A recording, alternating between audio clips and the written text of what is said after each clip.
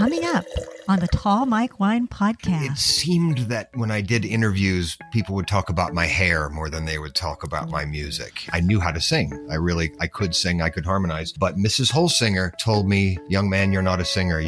I'm not putting you in the choir. You can't sing. You should join the band. Out of nowhere shows up Scott Baio and Ron Jeremy. Every now and then someone will say, oh, he's the saxophone player with a mullet. I said, no, I never had a mullet. I had long hair. It was all one length, damn it. I had a mullet.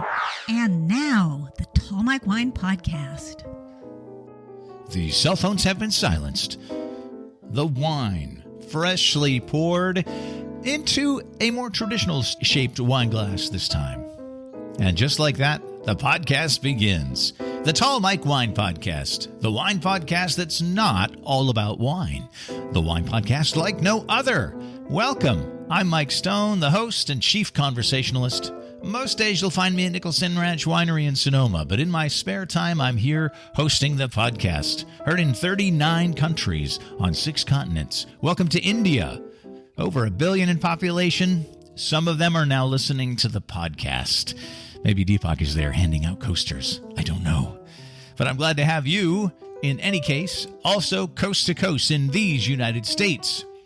From New Hope, Pennsylvania, to Eden Prairie, Minnesota, from Pawtucket, Rhode Island, to Koloa, Hawaii. Oh, and Ben Bush is in Tallahassee, Florida, keeping it real. Thanks for the very nice email, Ben. Now I'm going to put you to work. Let's grow the podcast by getting some more ratings on Apple Podcast and Spotify. Enough people have rated me on Spotify. We now have a rated podcast, and the rating is 5 stars. Here's something maybe you didn't know. The episodes go back over a year now, so if you've just found us, check out the back catalog and get yourself caught up. Now on to episode 27, my guest chatting with us via Zencastr. He's in Boise, Idaho. He's a musician, a recording artist, a multi-instrumentalist, singer-songwriter, crooner, and has just come back from the UK where he sold several nights in a row at the legendary Ronnie Scott's in London. He's headed back to spend a good portion of the spring all over the UK. Track him down if you're over there. He's also just released a new record called This Life. Welcome to the podcast, Curtis Stigers. Why, thank you. It's a pleasure to be with you. Did you catch how I separated your first name and your last name with a space? You really have to. Double S. You really have to. It can tricky. Be really tricky. Yeah, Curtis Stigers. You can say it. It's easier to say drunk, actually. If you were. It has been said and spelled many ways. It is, in fact, just Tiger with an S at the beginning and the S at the end, and you just say Stigers.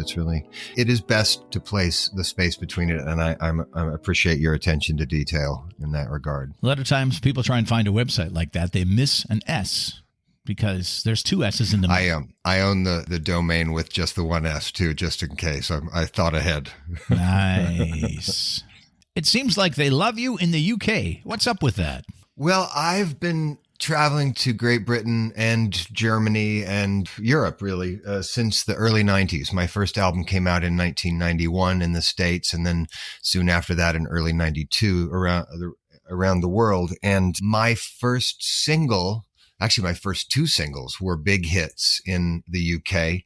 My first single they were both top 10 hits. So I sold triple platinum on my first release in the UK and Germany, whereas it was just gold here in the States, which was still great. To sell 500,000 copies in the United States was a big deal. But because those countries are smaller and I sold a few 100,000 in each place, I have been able to continue to return to those places. And that's really where I make most of my living. I play in the United States, but I make a lot more money and play a lot bigger places when I go across the Atlantic. Do you have the dates off the top of your head that you're headed back for in just a little while? My tour begins on the 16th of March in Perth, otherwise known as Perth, Scotland, and it winds throughout the UK. We don't get to Northern Ireland or Ireland this time, but we're in Wales and in Scotland and in England all the way through the 10th of April. So it's a 3.5-week tour, playing a lot of small towns. We'll get around to getting back to Manchester and Newcastle and Liverpool, but we're playing sort of towns just outside of those places. People seem to be really appreciative of that. When you go to a nice small town and play for them in their local theater, they turn out and they're very appreciative. They don't get the big names there typically. Yeah, fewer big names go to those smaller places, which allows me to be the big name that's coming through. It's nice. The big name. Curtis, you are the first recording artist I've had on the show. Wow. It's an awkward quirk of podcasts as a medium, given that most of us, the little podcasts, and I consider myself a little podcast, not connected to a big network or anything. Not yet. Not yet. Thank you. I appreciate that. Yeah. But the little podcasts, we don't pay licensing fees because it would be way too expensive. So we cannot play music, licensed music, copyrighted music. We'll get in trouble. So I have you on the show. We can talk about your music, but sadly, we do not get to play cuts. No, but obviously after the show, people can go to my website, CurtisStigers.com, and hear all you want. I'm on all the platforms, and you can buy my records, and especially my new record, at all the usual places. The best place would be to go to a record store, because I love record stores, and they do still exist, record stores in the world, but they're out there. Record stores. I know. I remember some good times in record stores. Oh gosh, yeah. As a teenager. I grew up in a record store. I would go to Nickelodeon Record Store on Fairview Avenue in Boise, Idaho, every day after school, and just run my fingers through the racks, just looking at cool record covers and wondering what the records sounded like, and reading the names on the back, the producers and the musicians. It was my home away from home. Loved it. And it led you to a career in music. Let's talk about your career. Let me tell you where I first encountered you, on record, then in person. In 1991, your debut album, the single I Wonder Why, we played the fuck out of that song on a little radio station in Longview, Washington called KLYK 105.5 FM. In Longview, Washington. Where is that? Is that southern? Southwest Washington, north of Portland. Yeah. Longview, Kelso. I started a bike trip down the Oregon coast in Kelso, Washington. That's why that sounds familiar. I drove with my then girlfriend. This was in my late teens, and we drove from Boise, Idaho to Eugene, Oregon, and then took the green tortoise bus, the hippie bus. We put our bikes on top and took the green tortoise up to Kelso, and then rode across. I know. So you played I Wonder Why at that Longview station. I thought you sounded like an old pro, like a jock. You have that smooth, I did 15 years delivery. in radio. Nice. And there was one stint in Longview, Kelso, top 40 station there. And right around the time, toward the end of my stint there. And then I got a chance to go see you in Portland live on that first tour. In that little club. In that little club. That little bitty club upstairs. Yeah. I was on the road mostly that summer with Eric Clapton. I was supporting Eric Clapton, and I did some shows with Elton John and Eric Clapton as well. I played Shea Stadium and Dodger Stadium with Eric and Elton. Yeah, it was amazing. And then I was touring around the country with just Eric being his support act. And there was a space in the run. And I remember it was one of the few shows I did on my own that, during that run anyway. And we played in downtown Portland. Don't even remember what the club was, although I know it was near the Church of Elvis. I remember that for sure. There was a little place called the Church of Elvis. I still have that T-shirt. Yeah, that's wild. So you made it to that show. I was at the show. There was a few of us that hung out. At the end of the show, you were putting away your gear. We were talking to you. I didn't hang around. You were a busy guy. Yeah. Some people want to meet the musician, and he's a busy guy. I'm not going to. But I was happy to play all those songs. I Wonder Why, and then You're All That Matters, Never Saw a Miracle. Yeah. And those things did go up the charts, and you sold some records.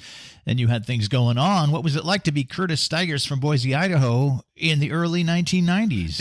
It was a lot of fun. I had a hell of a good time. I had been a starving musician in New York City. I moved to New York from Boise in 87 when I was 21, and, playing clubs and riding in subways and, to get to work and eating pizza to stay alive. And then suddenly I was on Arista Records, a big label. I had hit records, and I was on the Tonight Show and the Arsenio Show and the Letterman. And remember Arsenio? Arsenio! Something like that. Right. And, and the Today Show. And so, I met a bunch of my heroes. I opened for James Brown and, like I said, Elton and Eric and Bonnie Raitt and Prince. And it was astounding. It was really exciting. It was a little nerve-wracking. I never felt completely comfortable in that world. I never felt completely comfortable with being a quote star. It was a lot of fun. I liked meeting my heroes. I loved going on the Tonight Show. That was a thrill. But it seemed that when I did interviews, people would talk about my hair more than they would talk about my music, it was just, it was just one of those things where it was about the image and it was about and so I always pushed toward making music that I wanted to make, regardless of whether it was going to be a hit or not. After that year and a half, 2 years of being on the road and being on TV shows, I started a second record. And when I turned in the first draft of that, the president of the record company pushed against it. His name is Clive Davis. He's a, legend in the record business.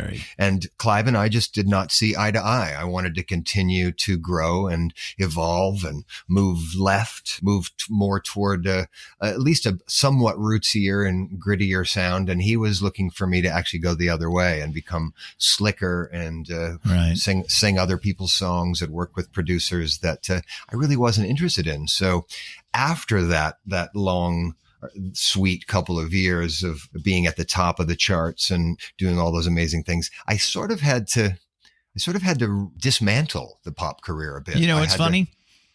What's funny is I just got an outline of the interview here, wrote a few things down, questions, touch on things. And the next line on my outline, talking about what it's like to be Curtis Stigers in Boise, Idaho in the early 1990s, it says, and then it would seem as if you vanished. What the heck happened? I didn't vanish in that I was still alive and I was still playing music. I was just doing it outside of the kind of the public eye. By the time my second album came out in 1995, after it was 4 years later, the world had moved on. The record business, or the radio business in particular, had gone from, all the stations that I was on, like that, probably that station that you were on in Washington, they were all alternative stations. Right. They were playing Alice in Chains and Nirvana and Pearl Jam and Alanis Morissette, etc. Which, those were I was listening to that. I loved it. But my music, at least, that second record didn't fit in that at all. It didn't fit in that world. And so there was no place for my records to be played.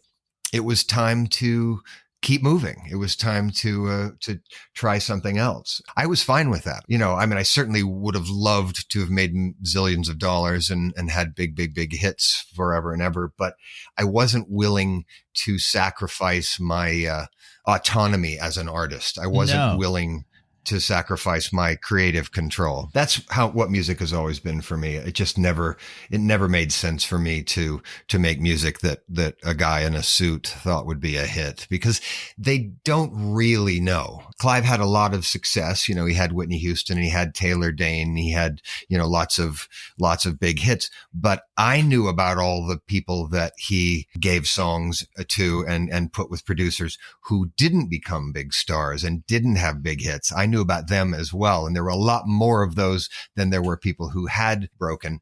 I wasn't willing to give up my love of my music and the control over my music. Right. So I chose, as I often have in my life, I chose the path less taken, or at least the less obvious path. In the long run, it has worked out rather nicely. I love my career and I love my life and I love what I do for a living. And it doesn't rely just on hoping that my records will get played on the radio the first week they come out, you know. Right. We're going to talk more about your music in a little bit, but first, you're on the Tall Mike Wine Podcast. Tell me what's in your glass. Well, I am drinking a glass of Cabernet Franc. Nice. From right here in Idaho. Southwestern Idaho, where I live, is very close to Eastern Washington and Oregon, where they make very nice wine. We have hot, dry climate here, and we get some good wine coming out of here. I've been to Boise. I've actually visited a few wineries there. It was a long, long time ago, but I know they have the climate there. The Idaho wines are way off the radar. Yeah. What do they call the region there? This one is from a particular American viticultural area. AVA, you got that term? Called the Eagle Idaho Foothills. That's the AVA. And it became an AVA, maybe 4 years ago. I remember when it did, because one of the wineries that I happen to follow on, they were very excited. They'd finally gotten that viticultural area, however you say it. It's a big deal when that happens. It was a big deal for them. Tell me a little bit about what you're smelling and tasting then. Do that thing for me. I don't really know how to talk about wine. That's good. It's I a love little it when bit. people tell me that. Yeah, I don't. I'm sour is the wrong word. It's a little tart yet. So it's got acidity, lots of it. I would say so, yeah. Makes your mouth water. Tell me about this. Teach me something about wine right now. What do you want to know? I know everything. 100%. Good. That's what I needed to know. I'm joking. Tell me, my wife often complains that she doesn't like tannins. That's her. Right. She hates wines with tannins. Okay. And I'm not necessarily sure, God love her, that she knows what tannins are. I know for a fact that I do not. So tell me, what am I tasting for when it comes to tannins? Tannins in wines like a Cabernet Franc, Cabernet Sauvignon, Merlot, any of the big reds, the ones people say you want to pair with a steak, something like that. Sure. Those grapes have thicker skins. And inside of the skin of the grape, there is a compound, a substance called tannin. When you drink the wine, at the end of the time the wine spends in your mouth, when you swallow it, we call this the finish. The tannins begin to dry your mouth out, as though someone's put a piece of chalk in your mouth. I see. That is the effect of tannin from the wine on your mouth when you drink it. This wine that I'm sipping has some tannins. They're not too prevalent. And what are you drinking there?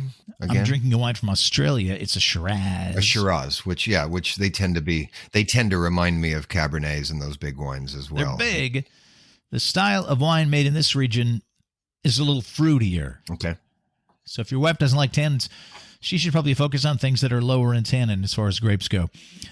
Something like a Pinot Noir. Yeah, she definitely leans toward Pinot Noir. That's the thing that she likes. I have learned to. I mean, really, I'll drink wine if it's not terrible. That's my line. But I have 99% of the population. Yeah, but there are people who just don't like wine at all. I love red wine. I do love a nice big Cabernet or a Shiraz or something like that. But I have learned to appreciate a good Pinot Noir, and we do get some nice ones in Oregon in particular, in the Willamette Valley. I wish I would have sent you some coasters before we did the show today. This is my one piece of merch for the show. Nice. Can you see this? Before we wrap up, I want to get your address, and I'll send you some coasters. Terrific. The Tall Mike Wine podcast coaster. It's very nice. Very nice. And if anybody tuned in wants to get a stack of coasters, send me an email with your address. Okay. I'll send them to you absolutely free. Wow, fancy. Your bio says, born in Hollywood, raised in Idaho. Yes, sir. Why was your family in Hollywood, and when did you move to Boise, Idaho? My mother graduated high school in 1962. In 61, her parents moved to L.A. because my grandfather, Eddie Montrose, was a Greyhound man. When he left Boise in 61, he was the manager of the Greyhound bus depot in Boise, Idaho. Right. Greyhound transferred him to a nice job in downtown LA. They moved. My mother stayed for a year to finish high school, finished high school, and then moved down to California.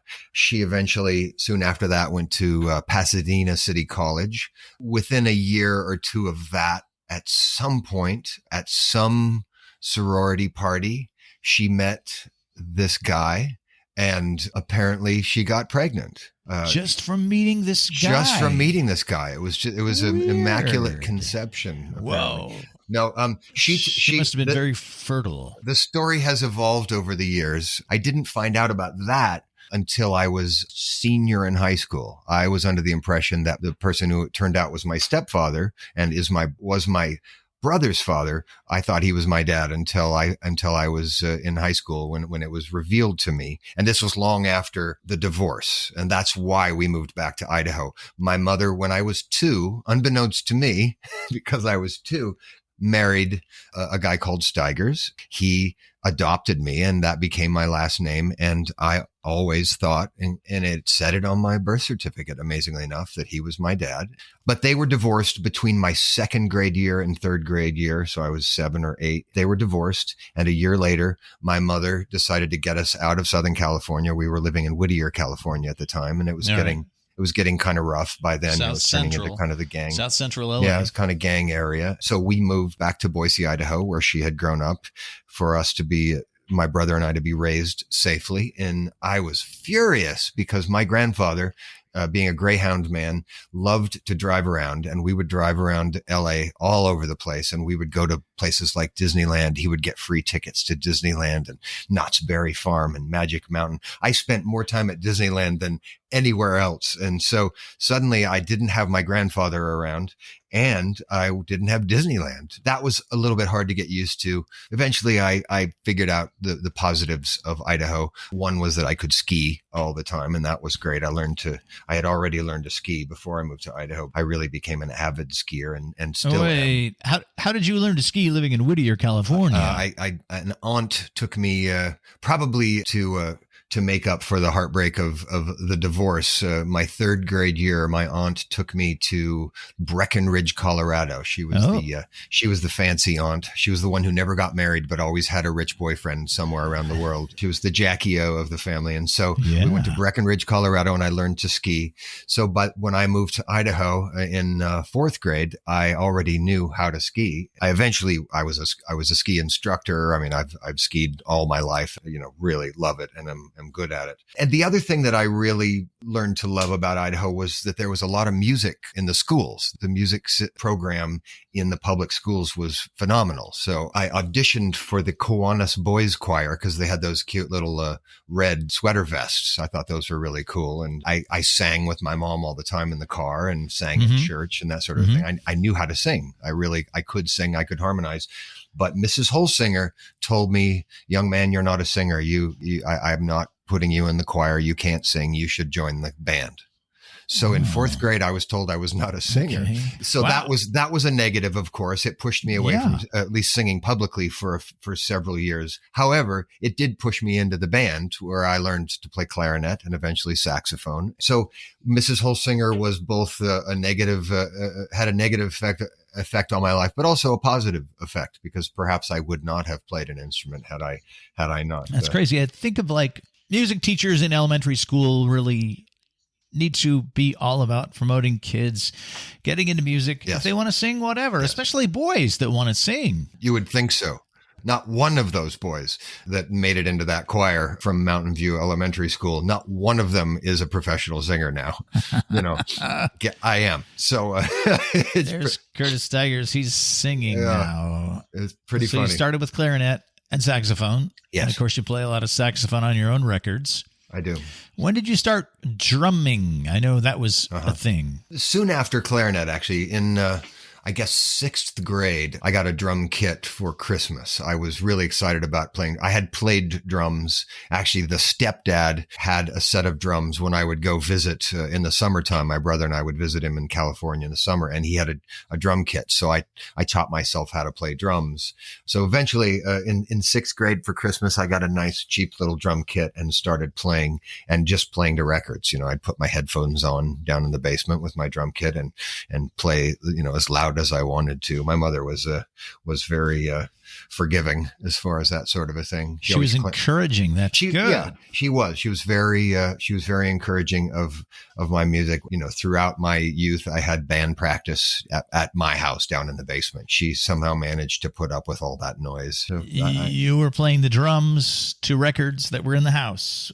What kind of records did your mom have in the house? Well, she claimed to be a rocker. She loved the Rolling Stones, or early Rolling Stones. When she heard Angie by the Rolling Stones on the radio, she turned to me and said, "That's not the Rolling Stones." She's like, "They sold out, man. Don't ever sell out, Curtis." Yeah, her Rolling Stones was, she has claimed more than once that I was conceived to the chorus of Satisfaction, which is both very uncomfortable to hear from your mother and also confusing because there really is no chorus to the song Satisfaction.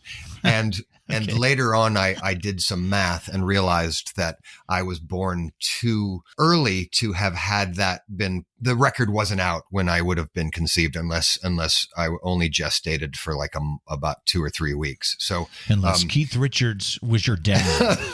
Yeah, maybe that's it. Maybe we've gotten to the bottom of it. Anyway, I played drums, mostly, punk rock and new waver bands. I really got into it. I mean, I was into prog rock during junior high school. So I played a lot of that at home. But when I got into bands, it was basically doing covers of Sex Pistols songs and songs by the Clash and baby. The Pretenders. 1980s. Indeed, it was the 80s. It was early 80s through the mid 80s. I was playing that kind of music and loving it. Nice. Still love that stuff. Still love the Stranglers and Chrissie Hynde, stuff from that era. Elvis Costello. Here's another fun fact about Curtis Stigers. He's a fun follow on Twitter. Oh boy.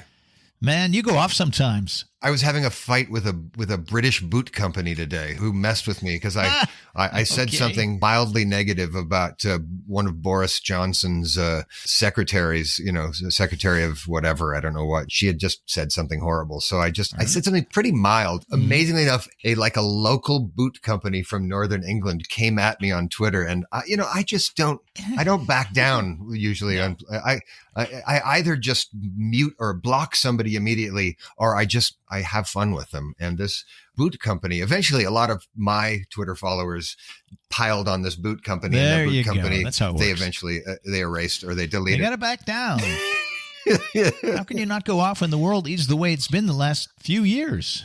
Yeah. Another musician I like to follow is Richard Marx, and I know you follow Richard. I do indeed. And there's just nothing more entertaining than a Richard Marx bitch slapping Scott Baio. Oh my God. Or Lenny Dykstra. He's been going off on Lenny Dykstra, the super washed up, drug addled baseball player. Surprisingly, I never met Richard. We were in, our heydays at similar times. He came around a bit earlier than I did, but he definitely was having hits when I was. But for some reason, we never bumped into each other in that period that I was in that world. But we have become, Twitter buddies. It's a lot of fun. He and I share a political bent. We definitely are of the liberal bent, and basically pro anything that is anti-Trump. You just got to wonder how it all happened for Chachi. Isn't it wild? I have an interesting Scott Baio story from my back in my salad day. I mentioned that I opened for Elton and Eric both at Wembley Stadium in London, and then at Shea Stadium in New York,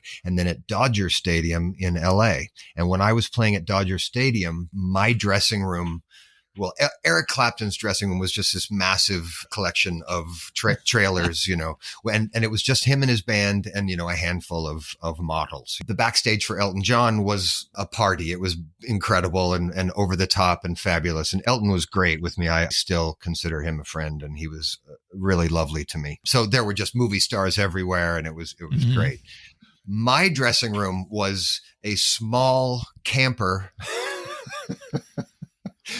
van out in the middle of the parking lot with nothing to block the sun in the hot July LA parking lot weather, and I had maybe a cooler with some beer and some wine, and You look like you were tailgating. Yeah, and my band and myself and, my then girlfriend who became my first wife and now my ex-wife. At a certain point, out of nowhere, shows up the guitar tech that worked with my guitarist when we were on The Tonight Show. And he had somehow managed to talk his way in through the back gate with his two buddies, Scott Baio and Ron Jeremy, the porn star. Oh, so that was Lord. over in Elton's, thing. Oprah was hanging out, and Woody Harrelson and Whoopi Goldberg, and The celebs. My entourage was Chachi and the guy with a dick that was so big it had an elbow. No. That was what that was night and day. It was pretty amazing. That's when I knew I was not long for the pop music business. That's my Chachi story. That is an amazing story. I love that. I have too much fun on Twitter. I really do. There have been moments when it got a little bit too dark for me, but for the most part, I spend too much time winding people up on there. It has allowed me to connect with some interesting people, though. I've actually met some people that I really admire. There's a singer-songwriter called Jason Isbell, who is a brilliant singer-songwriter and has become quite big in the last several years. Now. Yeah. I connected with him on Twitter and have since been backstage at a couple of his shows. And, so that's cool. That's been fun. I've actually made some connections. I think that's how you and I started talking to each other. I think so, yeah. Another fun fact, you had a song on the Bodyguard soundtrack, a little album that sold 45 million copies. How did that happen? I was very lucky. Well, I happened to be on Arista Records at the time, and that was Whitney Houston's record label, and that was the label that was set to release the album, the soundtrack album for that movie when Whitney was doing it. Clive Davis, my sometimes friend, sometimes nemesis, called me into his office and said, there's a spot for you on this album. What would you like to submit? And I said, well, let me write a song. I went out and I wrote a song and I sent it to him. He said, it's all wrong. And I wrote another song, and he said, no, that's not it. And I think I wrote 4 or 5 songs for this spot in the Bodyguard movie. Eventually, he heard me playing at Shea Stadium with Elton and Eric, and he heard me play the last song of my set was always a song that I learned from an Elvis Costello record, but was written by the great Nick Lowe, another British singer-songwriter, called What's So Funny About Peace, Love, and Understanding. Lots of people know that song because of Elvis's incredible version. Yeah. I played it at the end of my shows because it was a great rave up. I did a kind of a rhythm and blues rave up version of it that finished the show big. He heard that and said, people out tapping their toes. Good energy. Exactly. And he heard that and said, that's the song. That's it. And what was it? He didn't even know what it was, didn't have any sense of it. So I said, okay, great. That's fine. It would have been nicer to have written the song because I would have made another, I would have made a lot of money. Sure. The authorship royalties, composer. Yeah. Composer royalties are big. So I recorded that song, and then the movie came out and the album started selling and selling and selling and selling. And soon I got a phone call from one Nick Lowe, and Nick called me and said, Curtis, I just wanted to call and say thank you so much because he got the royalties. Those big checks started coming in. And now I officially made money from that because I was the artist and I did have a deal. So money did come into my account at Arista. However, because Clive Davis kept making me re-record my second record over and over and over, all of that money went to re-recording that album. My second album cost over $1 million to make, and it all came out of my pocket, even though it was his idea that I kept having to re-record it. I got some money for it, but not nearly the money that Nick Lowe made for having written it. But I'm friends with Nick Lowe now. I got that out of it. It was It's really That's a nice. very upside thing. Let's talk about the new record, This Life. Some of it is sort of a greatest hits record. You've re-recorded some of your best-known songs from the early 1990s onto the new record. The Nick Lowe song is on there. Yes. What made you decide to revisit songs from your first record? Well, this past September was the 30th anniversary of the release of my first album. Actually, last month, in February, was the 30th anniversary in the rest of the world. So it is basically a 30-year look back at my career. I've not really looked back much in my career. I have continued to move forward and continued to change and evolve and not sort of rest on whatever laurels I had. I haven't done the same thing too many times, but this time around, because it was 30 years, I felt it was a good time to celebrate. And it was also a chance for me to show people on record what these songs sound like now, because I don't tour the same way I used to. I now tour as a jazz quintet. And these songs, the arrangements of these songs are completely different. They sound entirely different than they did 30 years ago. So I wanted to represent that on record, especially those three songs, Never Saw a Miracle, which was the last single from the album, You're All That Matters to Me, one of the other singles, and then I Wonder Why. I wanted to get those because they do sound very different. They've grown and evolved.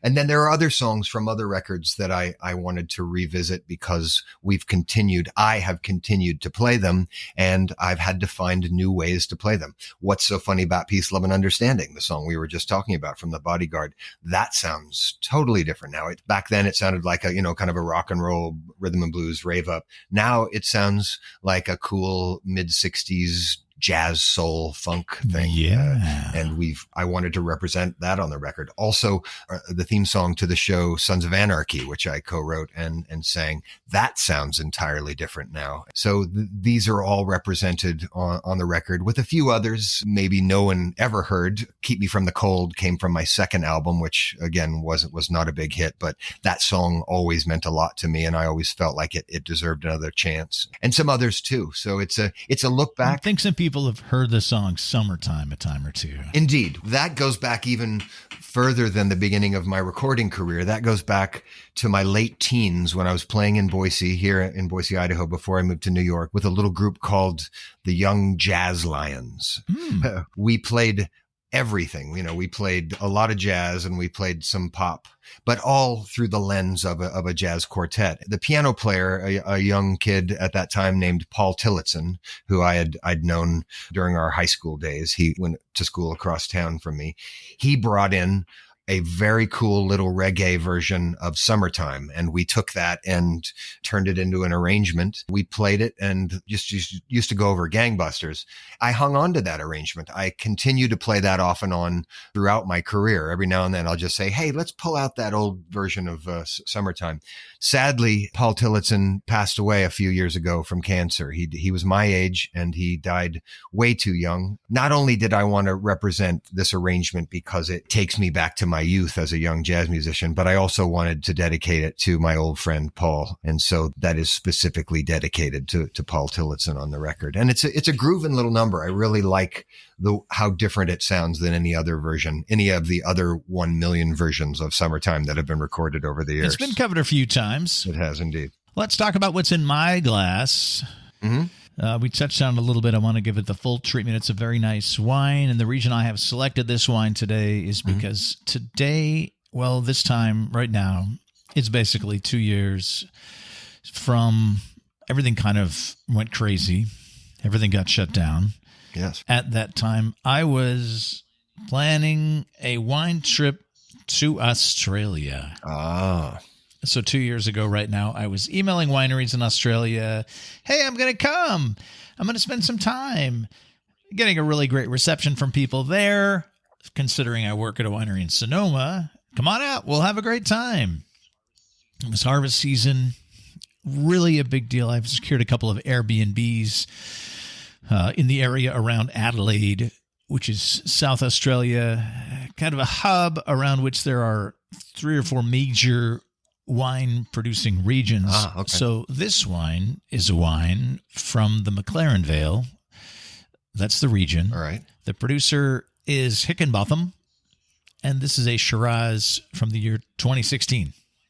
The wines from that region, this might be something for you to check out if you're not hugely a fan of the tannins. The style of wine that they produce in this area is very rich and typically fruit forward. Dark wines. heavily extracted. This has blackberry, strawberry, raspberry.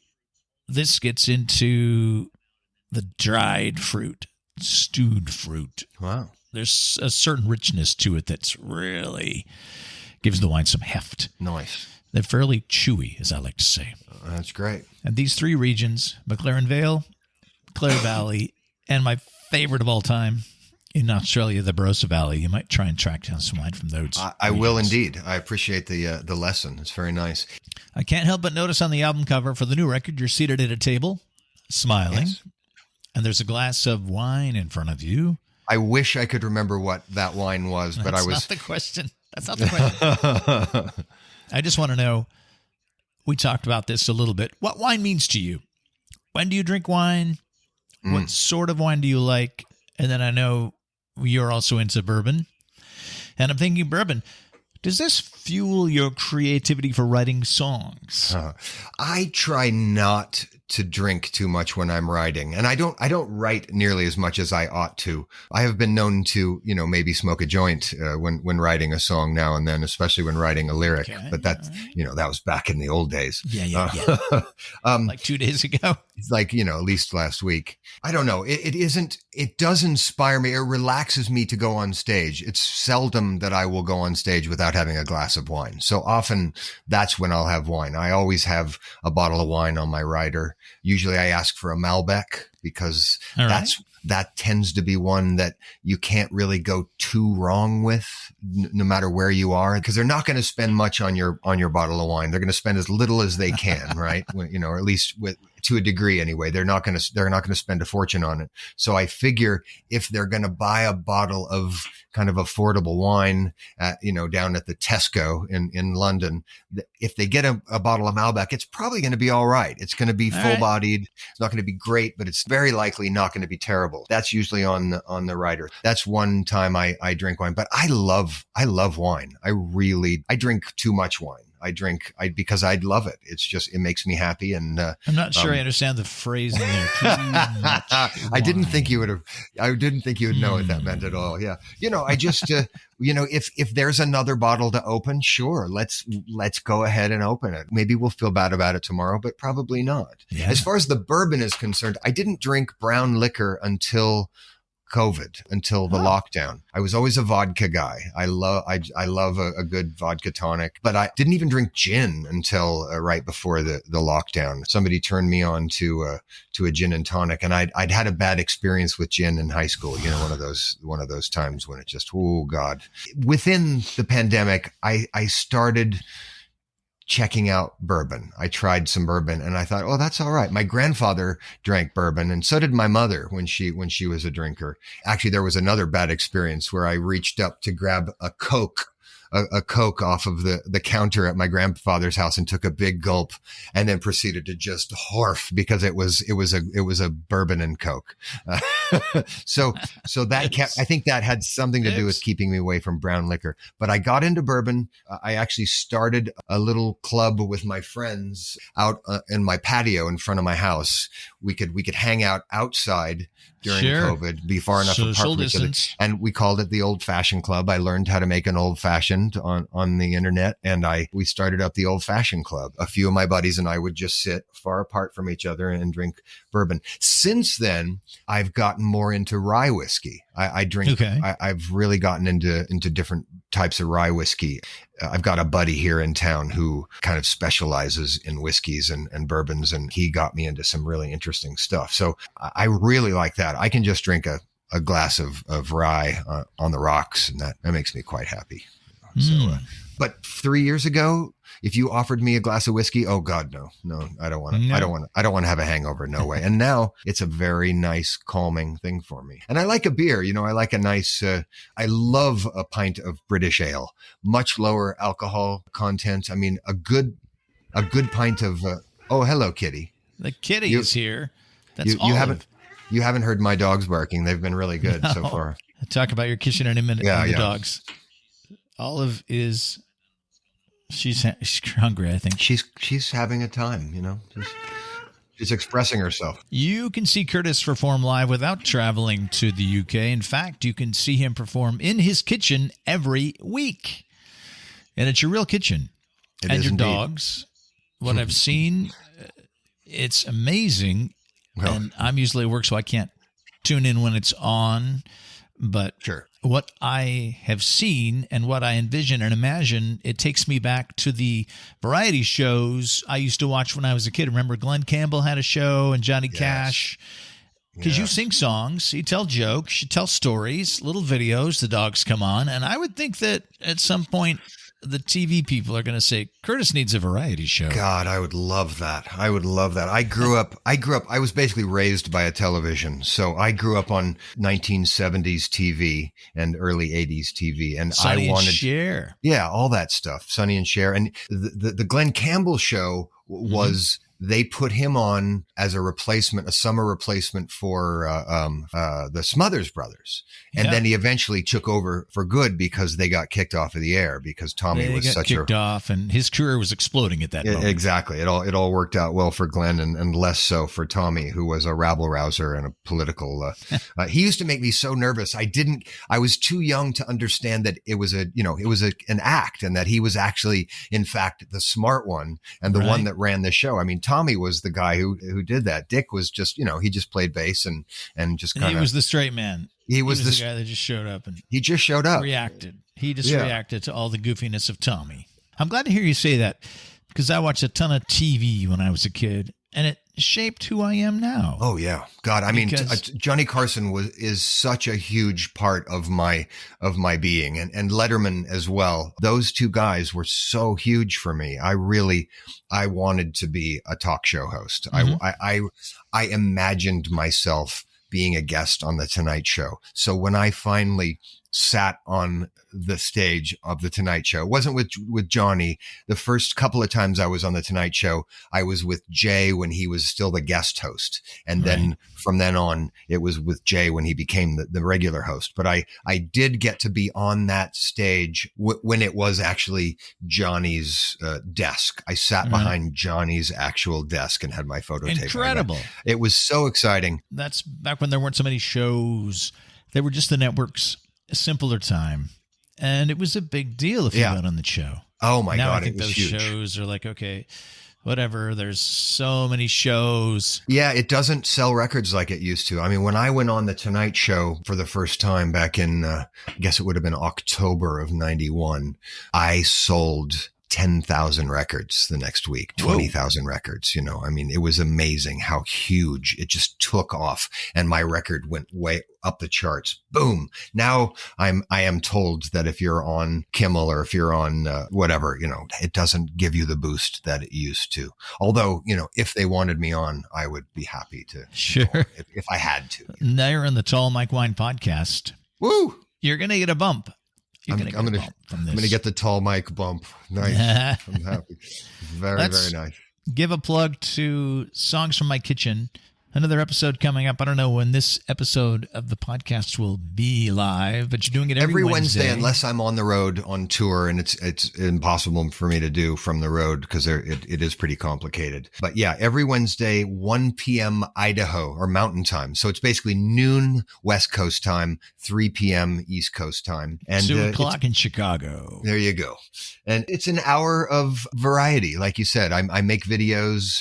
That's one of the tricks this old dog taught himself during the pandemic was how to shoot and edit videos with my laptop. I really enjoy that now. I really have had a lot of fun. A lot of the videos are silly and well, they all are silly. I even made a couple of music videos, went with my last record. This new album, I actually shot 3 videos in one day in Berlin with a photographer and videographer that they turned out actually quite nicely.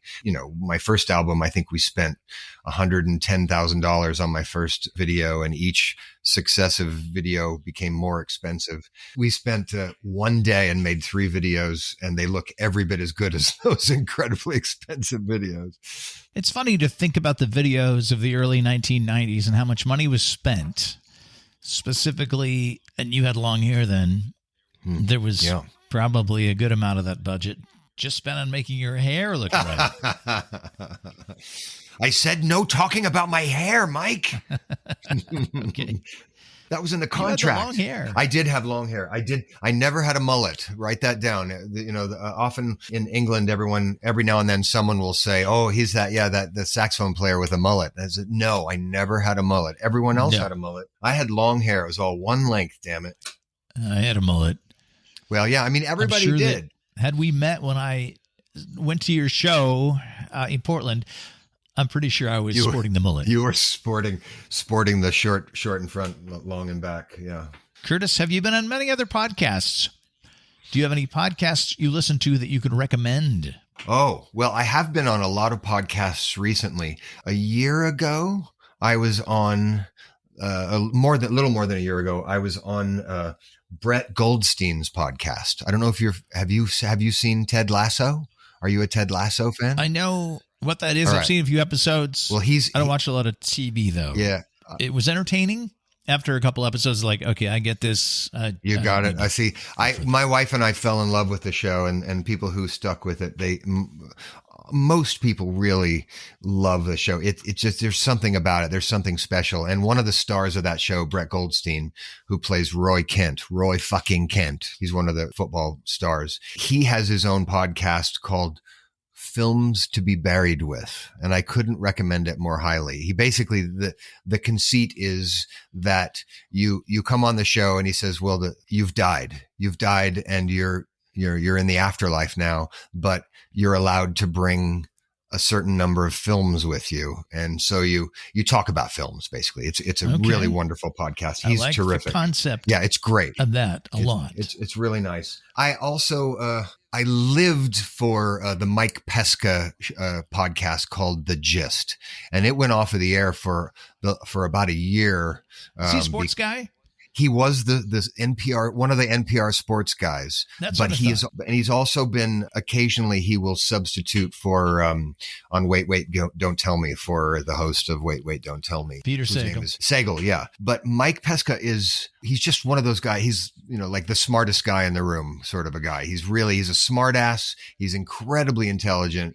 Great show. It's called The Gist with Mike Pesca, and it's just back on the air. Smart as hell. Love the show. It's called The Gist. I couldn't recommend it more highly. All right. Thanks for the recommendations. Yeah. The record is called This Life. What's the best way for people to get it that benefits you? There's never a better way to buy a record than at a record store. Love record stores. My favorite record store is just down the street from me. It's called the Record Exchange in Boise, Idaho. And if you go to my website, if you go to curtisstigers.com, you can click on a link that takes you to a place to actually order it from the Record Exchange, because they're my guys. That's really cool. I didn't put Amazon there because I know if somebody really wants to go buy my record at Amazon, they know how to find me at Amazon. But if you go to my website, you can order an LP or a CD from the Record Exchange. And if you order the LP, you get the bonus track, by the way, which is a Bob Dylan tune called "Don't Think Twice, It's All Right," that is only on the digital and the LP version. The vinyl? On the vinyl. If you must buy it digitally, I would recommend, I shop at apple.com. They tend to pay better than others. Good to know. It's not as good as buying the album, but it does pay, and that's fine. If you must stream it, there is one behemoth that I would recommend staying away from, and I'm not going to say which one because they're I get in trouble when I do that from my radio guys. It's like, dude, just don't diss them. So I would stream if I were you, I would stream on Apple as well. That's who I stream with. Okay. But what I do when I like a record, when I want to get a record, I go buy it, and then I don't feel bad about streaming it somewhere. I know it's so much more. It's really convenient to be able to just say, "Hey, what's her name?" And I can't say it because she's right here. "Hey, what's her name? Play Curtis Stigers." And I get that. It's convenient, but it does help if you actually buy the thing. And my album is a double album. It has 2 discs. You can open it up and roll a joint in it. It's just like the 70s, people. It's beautiful. Perfect. It's got the fold, the opening fold. I'm sure there's some nice liner notes inside. Yeah, I wrote about every song on the record. I did a whole, I spent a lot of time on it. I'm really proud of it, and I'm excited. It just feels so good to open this. Here, I'll show it to you. You got it? Oh, there it is. Careful. Oh, well. Something's being destroyed in his kitchen. There we go. This is it. This is the... There it is. It's nice. Let me get a picture of that. That's something that happens to me on the podcast. I forget to take pictures, and then I have to post to the socials. I was talking to Curtis. There's no photographic evidence. Here's a good picture. Beautiful. And the glass of wine. The glass of wine that's spilled. Oops. On my phone. The glass of wine is trying to where to go. My phone here. What happened, Curtis? Still work. Yeah, it still works. All right. Well, thanks for hanging out. There are the dogs. You can hear the dogs now, can't you? There are the dogs. Yeah. Okay. Good. I wanted to compete with your cat a little bit. Is that Stanley? So. That sounds like Louie. Stanley's probably looks like the Amazon. Okay. All right then. Thanks, Amazon guy. This is real, man. Podcasts, they can be real. Dogs barking, cats meowing. Stuff happens. Life, all sorts of stuff going on. Life continues to be life, even if we are doing a podcast. That's right. I'm going to do the closing credits now, Curtis. Sure. Hang on. Sure. The Tall Mike Wine Podcast was conceived and is written, produced, edited, and maintained by yours truly. For your very own set of Tall Mike Wine Podcast coasters, or to ask a question, make a comment, some sort of feedback, drop me a line to the Gmail, tallmikewine@gmail.com. Follow me on Instagram at Tall Mike Wine. I'll post pictures of Olive, the kitty, the cats, the food I'm eating and cooking, the wine I'm drinking. I'm also on Twitter, Tall Mike Wine 69. If you liked what you just heard, listen back into the archives. There's lots of fun conversations going back over a year, and it's all absolutely free. Give us a rating if you're on Apple Podcasts or Spotify. Curtis Stigers' new record is This Life. Thanks for hanging out. Episode 27 is a wrap. From my dining room table in Novato, California, I'm Tall Mike Wine. You should call me Mike. Cheers.